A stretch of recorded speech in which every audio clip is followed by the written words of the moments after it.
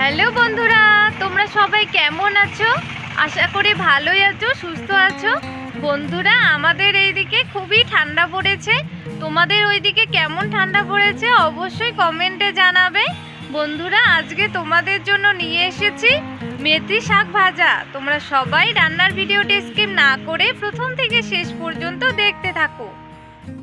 বন্ধুরা, এখানে মেথি শাক নিয়েছি। এই মেথি শাক দিয়েই আজকে তোমাদের রেসিপি করে দেখাবো। তোমরা সবাই দেখতে থাকো। মেথি শাকগুলো ভালো করে বেছে নিচ্ছি।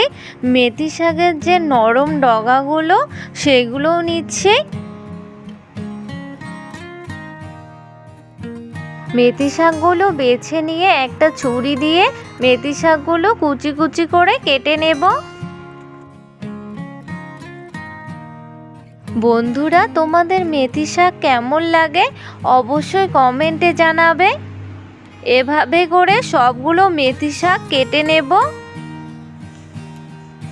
সব মেথি শাকগুলো কেটে নিয়ে 3-4 বার জল বদলে পরিষ্কার করে মেথি শাকগুলো ধুয়ে নিয়েছি।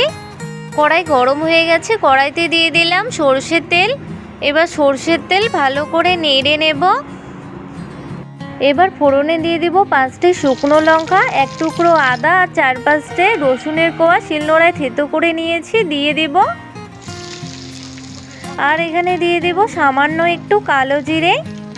এবার শুকনো লঙ্কা, থেতো করে রাখা আদা, রসুন, কালো জিরে ভেজে নেব। শুকনো মরিচ, থেতো করে রাখা আদা, রসুন, কালো জিরে ভেজে নেওয়া হয়ে গেছে।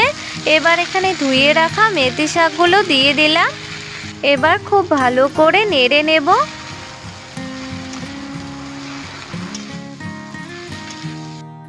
এবার এখানে দিয়ে দিব স্বাদ মতো লবণ। এবার নেড়ে নিয়ে লো টু মিডিয়াম আঁচে 5 মিনিট জাল করে নেব। 5 মিনিট জাল করে নিয়েছি। মেথি শাক খুব ভালো করে সেদ্ধ হয়ে গেছে। আরও 2 মিনিট জাল করে নেব। 2 মিনিট জাল করে মেথি শাকগুলো ভেজে নেওয়া হয়ে গেছে। আমার মেথি শাক ভাজা একদম রেডি। এবার জাল অফ করে মেথি শাক ভাজাগুলো নামিয়ে নেব। বন্ধুরা, তোমরা একবার অবশ্যই বাড়িতে এইভাবে মেথি শাক ভাজা খেয়ে দেখো। খুবই সুন্দর লাগে এই মেথি শাক ভাজা।